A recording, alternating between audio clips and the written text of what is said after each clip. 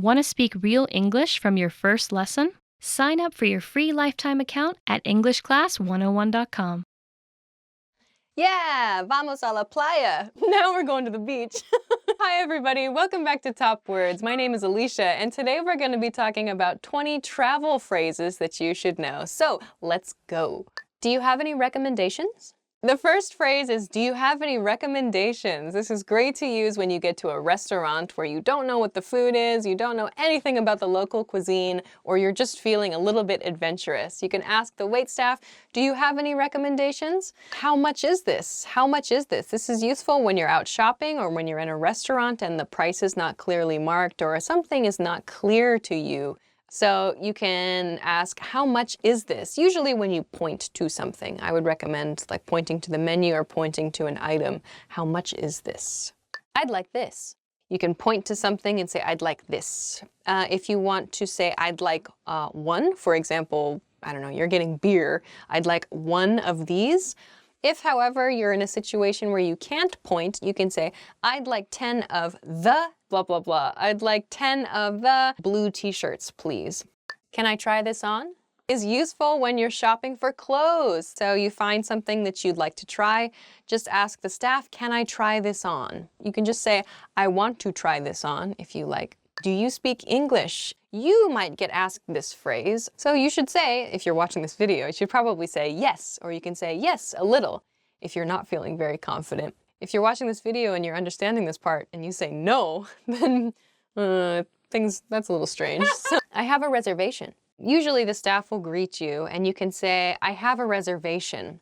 Hello, I have a reservation. It's at 7 o'clock. The name is Alicia. Usually we say the name is, or it's under, meaning the reservation is under my name, or it's for name, or it's in name. Water, please. Depending on which country you're from, water may or may not automatically be brought to your table when you're at a restaurant. If you would like more water, however, you can say, water, please. To make it a little more polite, I would wave at the waitstaff and say, could I please have some more water? Do you take credit cards? Do you take credit cards? In case you're not sure if the shop that you're in will accept credit cards or debit cards, you can ask them, do you take credit cards? So it doesn't mean, do you take, meaning, are you going to take my card? But this take means, do you accept credit cards? This isn't what I ordered. So if you're at a restaurant, you order steak and you get lobster instead. You can look at it and go, this isn't what I ordered.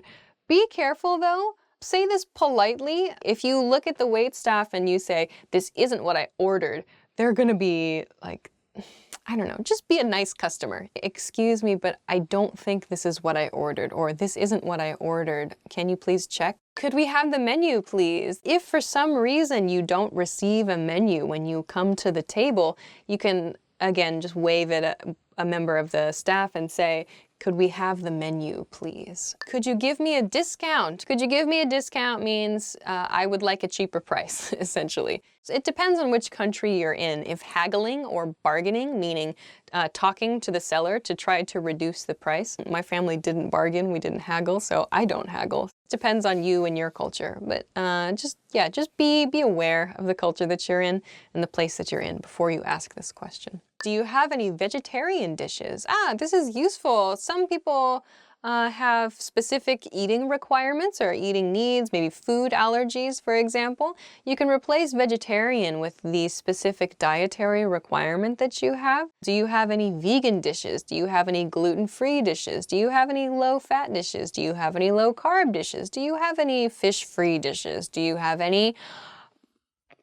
Could you take a picture of me, please? If you are in a location where you would like to take a picture, but you don't want to do a selfie, or you don't have a selfie stick, or whatever, you want someone else to take a picture of you, a stranger that you don't know, you can ask them, could you take a picture of me, please? Or, excuse me, would you mind taking a picture of me, please? I'm allergic to blah, blah, blah. If you have a food allergy or even an allergy to a medicine, this is the phrase you can use to explain that. I'm allergic to wheat, or I can't eat wheat, for example. Is the Wi-Fi free? Meaning, can I use the Wi-Fi free of charge? Keep in mind, some places have a password that you have to ask the staff for. So you can say, is the Wi-Fi free? If they say yes, you can then follow that up with, can I have the password?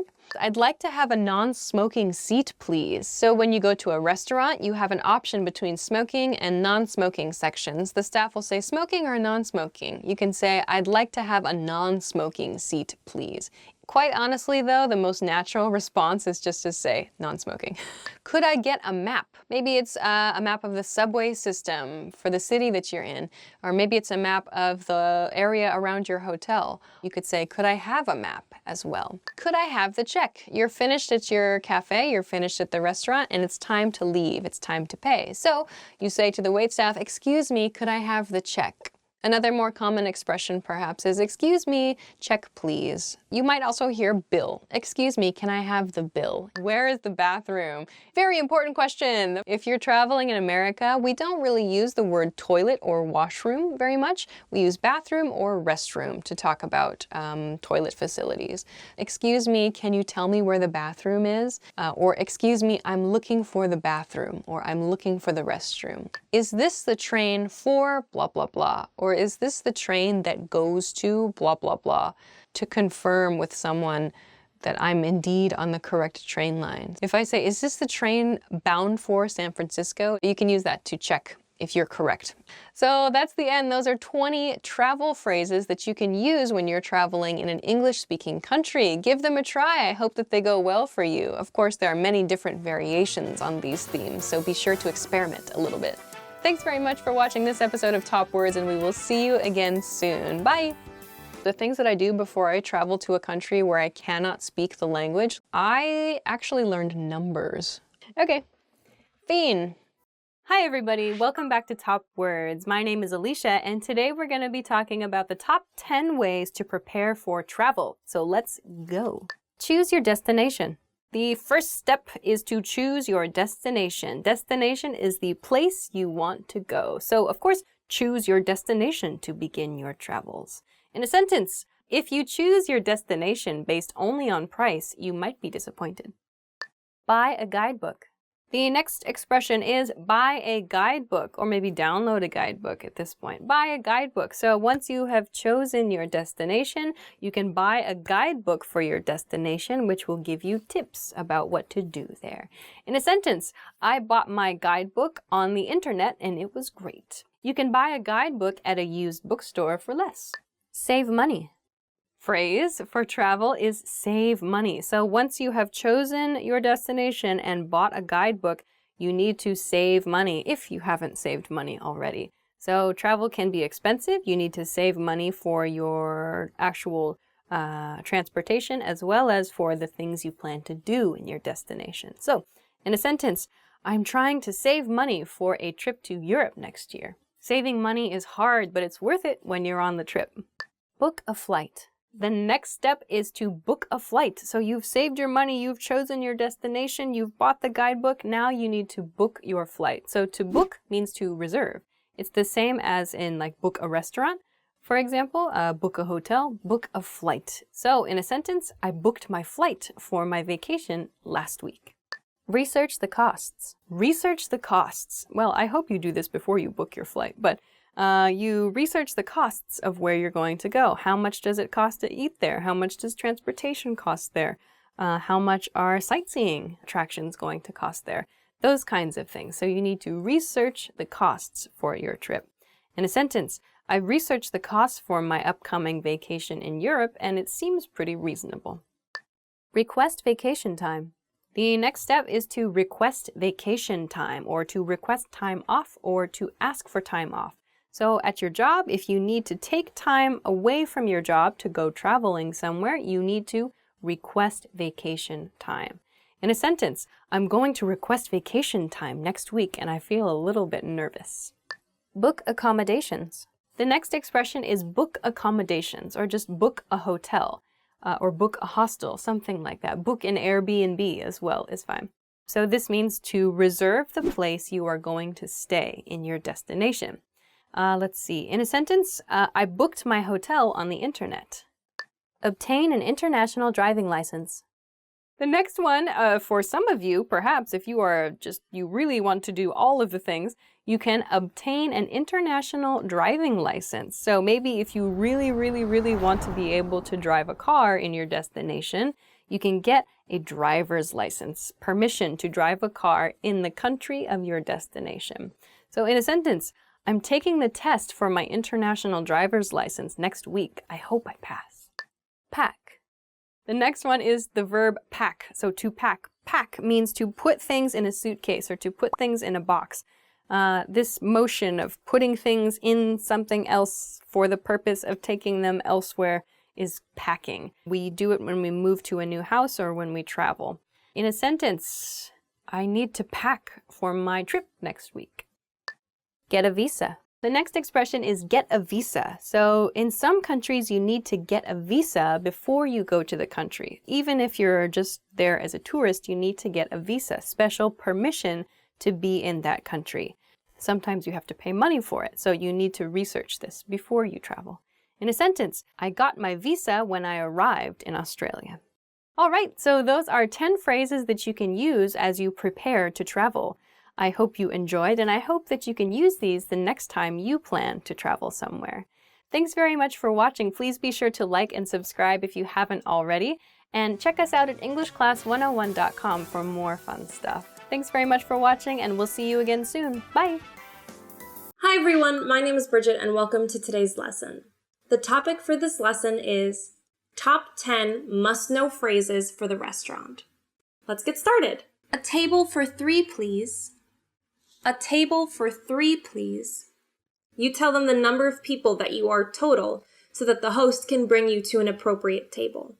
A table for 2, please. A table for 5, please. Could I please see a menu? Could I please see a menu? Usually, menus are given to you as soon as you sit down at your table. But if that's not the case and you need to ask, this is a polite way to do it. Could I please see a menu? I'd like to try this dish. I'd like to try this dish. When looking at a menu, hopefully you'll find something you want to eat. I'd like to try this dish. Could you leave out the onions? Could you leave out the onions? If there's an ingredient in the dish that you're ordering that you don't want, you can always ask the waiter if it could be prepared without that ingredient. So for example, I might say, could I get the burger but with no cheese? Could you pass the salt? Could you pass the salt? When you're at a restaurant, especially if you're at a big table with a lot of people, you might not always be able to reach things. So you would ask, could you pass me the salt? Could you pass me the ketchup? Could you pass me another napkin? Waiter! Waiter! A waiter is someone who takes your order and brings you food. In America and in many other Western countries, it's more polite to call a waiter to your table by simply saying, "Excuse me?" Or if you see another waiter walking by, but it's not your waiter, you can always say, "Excuse me, if you see our waiter, could you please let them know to come to our table?" Is there any dairy in this dish? Is there any dairy in this dish? This is something you would say if you have a dairy allergy, a dairy intolerance, or you just don't like dairy. You're asking the waiter about the ingredients in a particular dish. I do this all the time. Is there any cheese in this? No? Okay. And if there is an ingredient that you don't want, for example, onions, you could say, are there any onions in this? And the waiter might say yes. And if you don't want it, you could always request, could you leave out the onions? Could you prepare it without the onions, please? Can we get separate checks? Can we get separate checks? This is actually something that's very common, especially in America. If you might go out with a group of friends, or even if you're on a date, sometimes you might want to get separate checks, pay for your own things. That way, you can all pay separately just for what you yourself ordered, and you won't have to worry about owing each other money or calculating off a big, huge bill. Are there any specials today? Are there any specials today? A special at a restaurant is a dish that isn't usually on the menu. It's something that's special, but it's a special that the chef is offering that day or that week or that month. So sometimes if you don't see what the specials are, you'd ask your waiter, "Excuse me, are there any specials today? Could we have the bill, please? Could we have the bill, please?" This is how you request that the check or the bill comes to your table. Could we get the check, please? Could we get the bill, please? You're asking this to your waiter, who will then bring you the check and you can pay. And that brings us to the end of today's lesson. If you guys enjoyed this lesson, please don't forget to give us a thumbs up and subscribe to our channel. If you have any questions or comments, leave them below. And don't forget to go to EnglishClass101.com to learn more English. Hi everybody, welcome back to Top Words. My name is Alicia, and today we're going to be talking about the top 10 must-know vocabulary for restaurants. So, let's eat. Waiter. The first word is waiter. Waiter or waitress or waitstaff. These are the people who bring you your food and take your orders. In a sentence, your waiter will be with you in a moment. Menu. The next word is menu. Menu is the piece of paper or the document, the thing that's on your table or near your table that has a description of all the food you can eat at that restaurant. In a sentence, can I have the menu, please? Order. The next word is order. Order, you can use this as a noun or as a verb. You can say to order something or where is my order? In a sentence, I would like to order 2 steaks, 3 hamburgers, 4 beers, a large pizza, and a piece of chocolate cake to go to my home. Water. The next word is water. In American restaurants, you usually get water for free. I noticed when I traveled in Europe, you had to pay for water at restaurants. That was interesting. In a sentence, American restaurants usually give you a glass of water without having to ask. Dessert. The next word is dessert. Dessert is the sweet stuff, the sweet course, all the sweet foods that come after the main part of the meal. In a sentence, can we see the dessert menu? Chef. Chef. Chef is the leader of the kitchen, the person that is cooking the food. In fancy restaurants, the chef is like the one who is running the operation, the manager of everything. There are different levels of chef in the kitchen. In a sentence, you can say, please give my compliments to the chef. Fast food. The next word is fast food. Fast food is anything that's quick. Popular examples in America are McDonald's, Burger King, Subway, Taco Bell, Kentucky Fried Chicken, Jack in the Box. So those are all fast food restaurants. You get in and you get out very, very quickly. They don't have a reputation for being very healthy. In a sentence, I try to eat fast food as rarely as possible. Bill. The next word is bill. You might also hear check. Bill and check mean the total of your meal. How much your dining experience cost you is the bill or the check. A bill comes before you have paid. A receipt is the piece of paper you get after you have paid. The receipt confirms you have paid money. The bill is the request for money. That's the difference between bill or check and receipt. In a sentence, usually you say, can I have the bill, please? Or can I have the check, please? Delicious. Delicious. Delicious means something that tastes good. We have many variations on delicious. We say delicious, good, yum, yummy, fantastic, great, and so on. It's kind of strange to me to say this is delicious. I usually just say this is good or this is really good. Something like that is a bit more natural than delicious. In a sentence, my dinner today was delicious.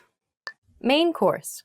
Main course. It's often like a meat dish, actually, like roast something or I don't know. It's also called the entree. Maybe it's a really fancy pasta dish in some cases. I don't know. In a sentence, for the main course, our specials are chicken and zucchini and curry. That's the end. So those are 10 words that you can use in a restaurant. I think they're very useful when traveling, actually. So try to keep them in mind the next time you go out to eat. If you haven't already, please be sure to like and subscribe to our channel. And if you like, also, please check us out at EnglishClass101.com for more fun stuff. Thanks very much. Bye. Want to speak real English from your first lesson? Sign up for your free lifetime account at EnglishClass101.com. Hi everyone, I'm Bridget and welcome to today's lesson. Today's topic is 10 ways to say hello in English. Good morning.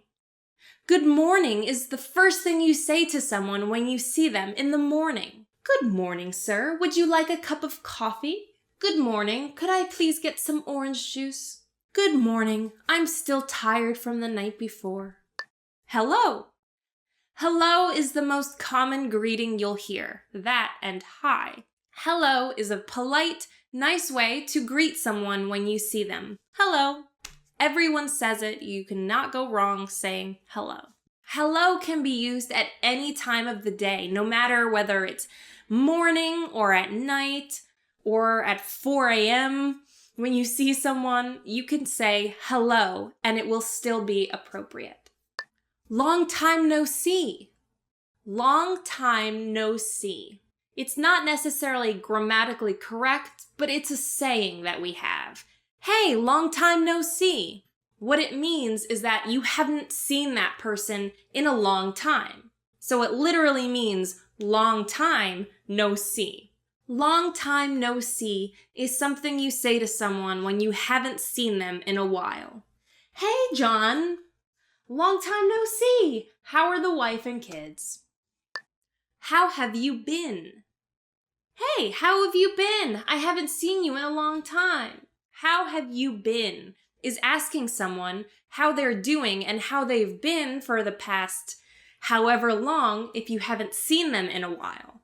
You might say, hey, long time no see. How have you been?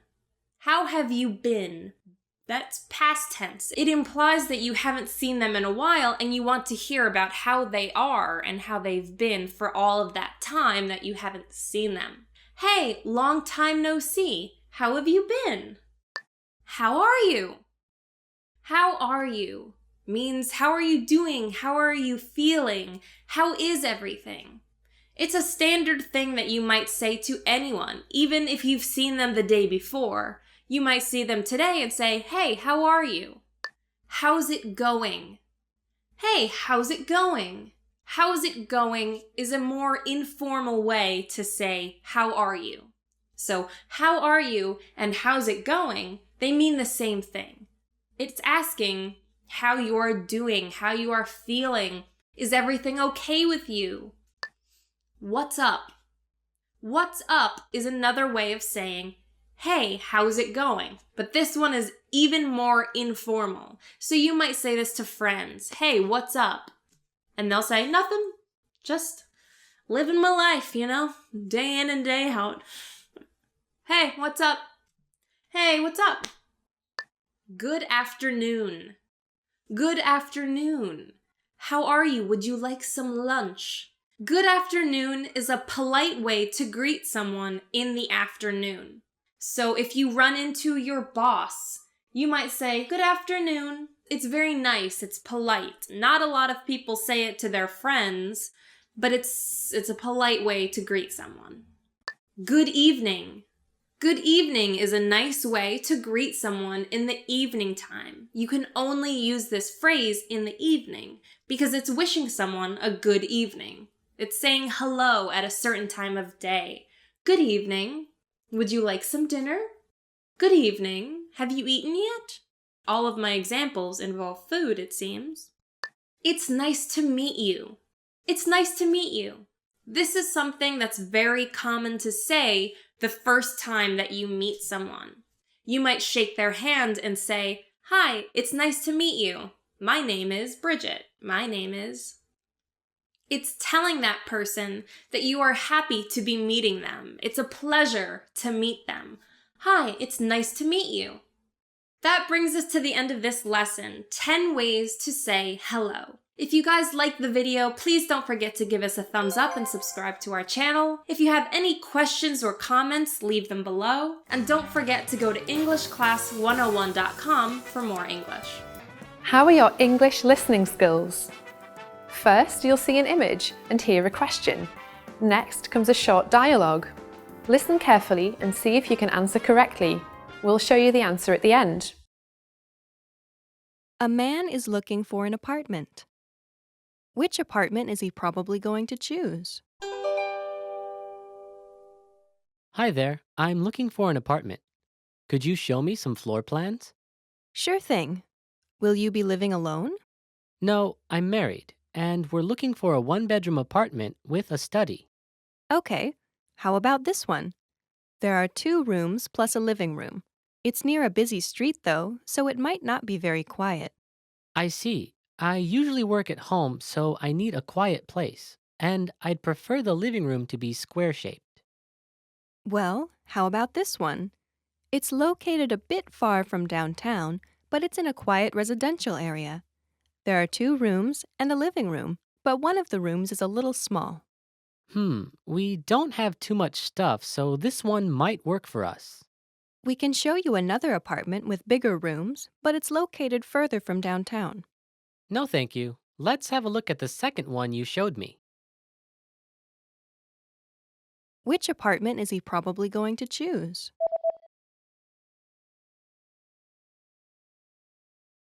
A man is looking for an apartment. Which apartment is he probably going to choose? Hi there, I'm looking for an apartment. Could you show me some floor plans? Sure thing. Will you be living alone? No, I'm married, and we're looking for a one-bedroom apartment with a study. Okay, how about this one? There are 2 rooms plus a living room.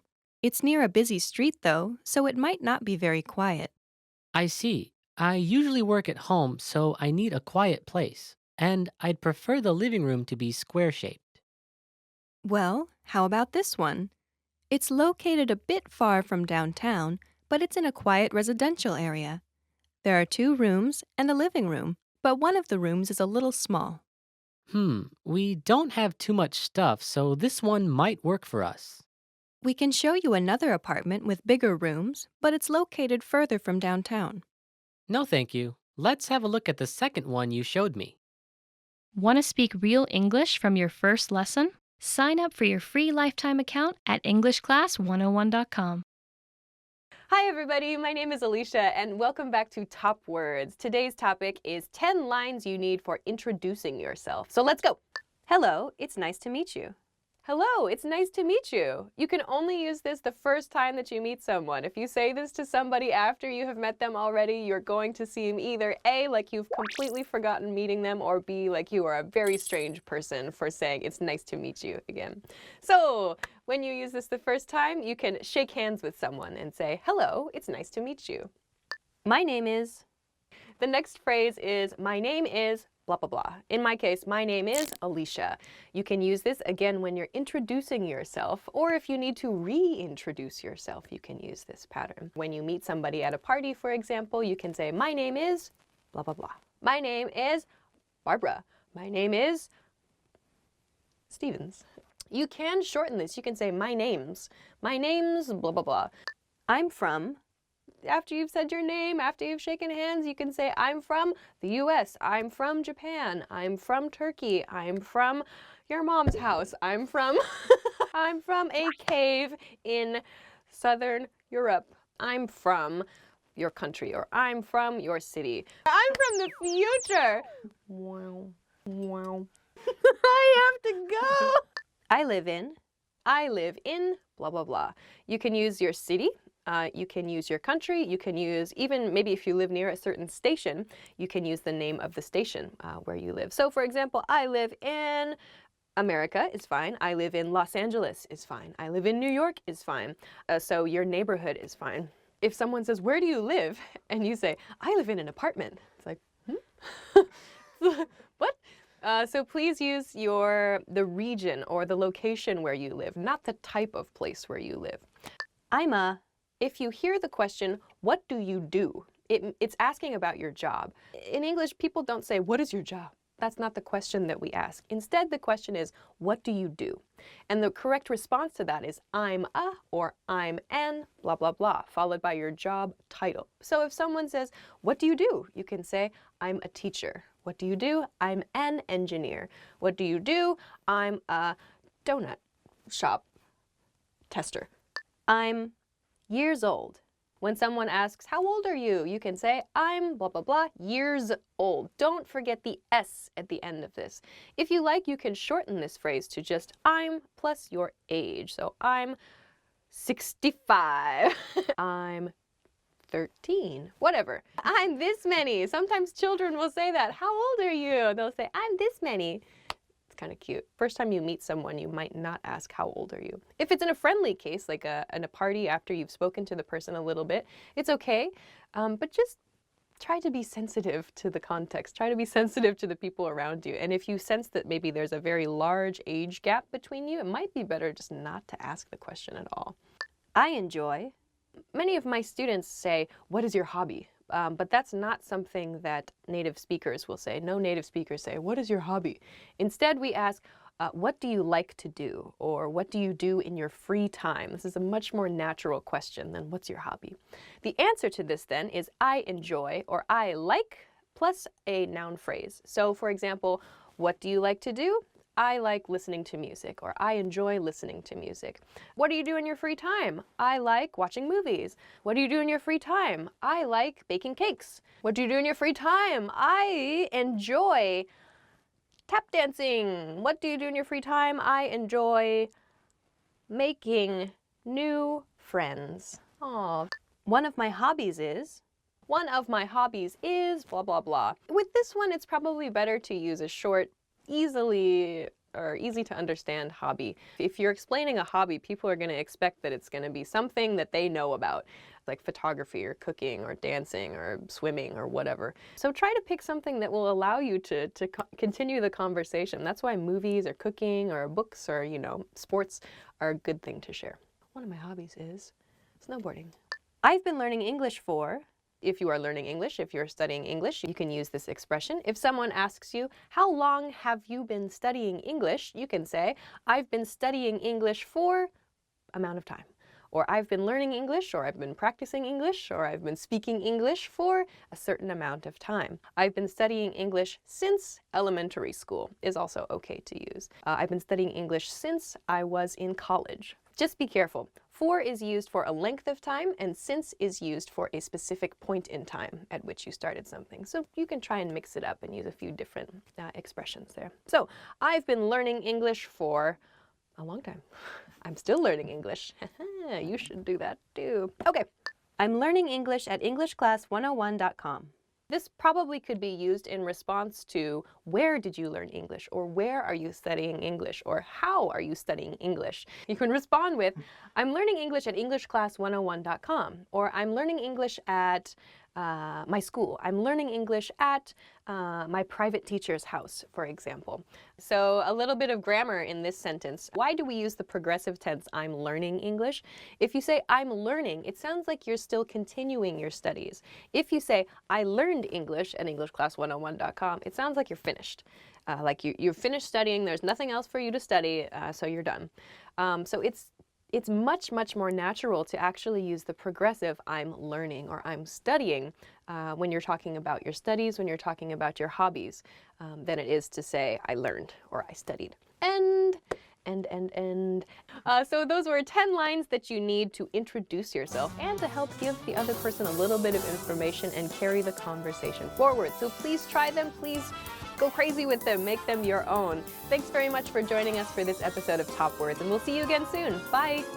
I'm from your neighbor's doghouse. Fish. Glub, glub.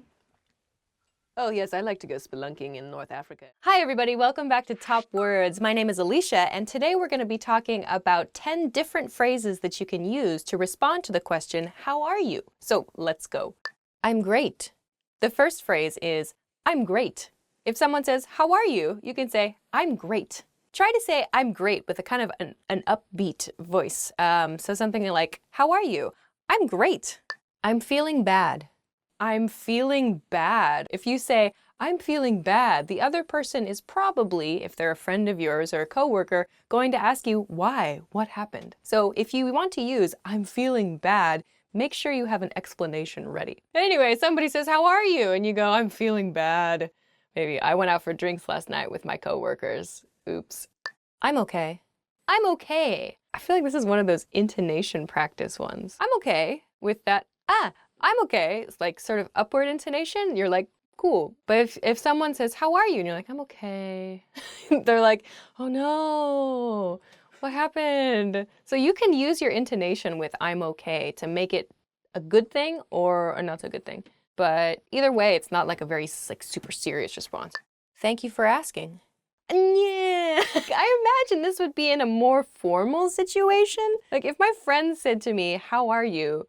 And I was like, thank you for asking. They'd be like, what? I would say I'm fine or I'm doing well, I'm doing great, plus thank you for asking. So I have to say, how are you? Oh, I'm doing very well, thank you. Oh, that's how I would use it. And you? The next one is and you. Like the least natural response to how are you is I'm fine, thank you, and you. Like just just take it out of your head. Nobody says that. I always say how about you. That's a much more natural thing. How are you? How are you? How are you can be a response, again, after you have given your answer to the question. How are you? I'm great. How are you? How are you? I'm good. How are you? I'm great. How are you? I'm okay. How are you? How have you been recently? How have you been recently? This is only useful if you haven't seen the other person for a while. I'm not bad. I'm not bad. I'm not bad. How are you? I'm not bad. No, I'm not bad. Things could be worse. I would probably do this. I'm sleepy. The next expression is I'm sleepy. Hey, it's like so specific. If someone said, how are you? I would probably say, I'm okay, but I'm a little sleepy. I don't know that I would just say I'm sleepy, unless it's a really good friend of mine. It's a person close to you. You can say, I'm so tired. I would say I'm super tired or I'm really tired. And I feel like that's a little bit more natural than just I'm sleepy. I'm good. One that I use a lot, if someone says, how are you? I say, I'm good. That's just probably my go-to response. Yeah, I'm good, I'm good. Maybe I'll repeat it while smiling. I'm good, I'm good. Yeah, thanks for asking. Great. How are you? That is the end. Those are 10 phrases that you can use to respond to the question, how are you? If there's one takeaway from this and from other things that we've done over the last few years on this channel, just get rid of that I'm fine, thank you, and you, and pick one of these that we've talked about today. Of course, if there's another expression that you use for a response to how are you, I'd be very interested to learn about that. But in general, you're pretty safe if you stick with these, I think. So thanks very much for watching this episode of Top Words, and we will see you again soon. Bye. Nice. Hi everyone, I'm Bridget and welcome to today's lesson. The topic for this lesson is 10 phrases to survive at the station. Let's get started. I'd like to go to. I'd like to go to. I'd like to go to this hotel. When you tell someone, I'd like to go to this town, the person selling you a ticket will be able to tell you which train you need to take to get there. I'd like to go to means this is the destination I want. How do I get there? Is this the right platform for? Is this the right platform for? Is this the right platform for the train to Greenwich? A platform is where you wait for a train to pull up. So if you're on a platform and you aren't sure if you're on the right one for the train you need, you might ask someone else who's standing there, excuse me, is this the right platform for the train to Greenwich? And they will tell you if you're in the right place. What time is the last train? What time is the last train to San Francisco? You might ask someone, what time is the last train? Depending on which city you're in, the last train of a day might be at maybe 10 p.m., for example. You're going to want to make sure you get to the station to get that last train. Where do I change for? Where do I change for? Where do I change for the express train? When you're taking a train, sometimes you might need to do a transfer at a particular station. This means if you're on one train, you might have to get off at a certain train station and wait for another train that'll take you all the rest of the way to where you need to go. Asking, where do I change for the express train? You're asking, at what station do I need to get out off the train and wait for the correct train? Where can I buy a ticket? Where can I buy a ticket? Where can I buy a ticket in town? You should ask where to buy a ticket so you know whether you need to purchase your ticket on the train itself or if you need to go up to a kiosk and buy your ticket there. It's always important to know ahead of time where to buy your ticket because you don't want to get on a train and find out you were supposed to buy your ticket at the station. How much is it to the airport? You might ask this question to find out how much it costs to take a train or a bus or a taxi to where you need to go. If you get into a taxi, for example, and you ask, how much is it to the airport? The taxi driver will tell you $30. He'll tell you the price you need to pay to get to the airport. If you're taking a train, you might ask the ticket seller, how much is it to the airport? And the ticket seller will tell you the train to the airport costs $10, for example. That way you know how much it costs to go to where you need to be. Does this bus go to? Does this bus go to? Does this bus go to the suburbs? Does this bus go to is a way of asking whether or not the bus that you're looking at has the destination that you need. So you might get on the bus and ask the bus driver, does this bus go to the suburbs, whatever destination? And the bus driver will answer and tell you, yes, get on, or no, you want a different bus. What time is the next bus? What time is the next bus? What time will the next bus arrive? By asking what time is the next bus, you're asking when the bus is going to come to the bus stop or whatever station the bus will stop at. This way you know what time you need to be at that bus stop. The train is running late. The train is running late. The train is running late again. This is something I say all the time in New York City. The train is running late. If the train is running late, that means you will probably be running late when you get off the train. Where are the ticket machines? Where are the ticket machines? Where are the ticket machines in this station? A ticket machine is a machine that you go to purchase your tickets. You might see this in any station, whether it's a subway station or a regular train station, or sometimes even a bus station. There will be kiosks that you can go to enter the information and purchase your ticket. That brings us to the end of today's lesson. 10 phrases to survive at the station. How often do you need to take public transportation? And how often do you rely on phrases like these? Please leave a comment below and give us a thumbs up if you like this video. Don't forget to subscribe to our channel, and of course, don't forget to go to EnglishClass101.com to learn more English. You might ask, ah! Oh no, there's a spider. That was a bug.